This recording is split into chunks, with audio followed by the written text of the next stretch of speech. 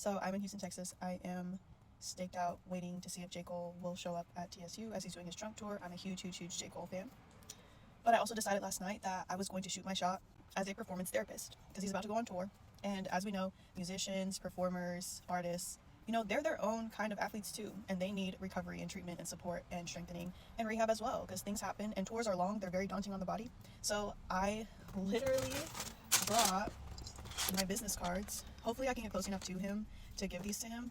And I'm just gonna shoot my shot and be like, hey, I know you're going on tour, blah, blah, blah, blah. I know touring in itself is very daunting on the body.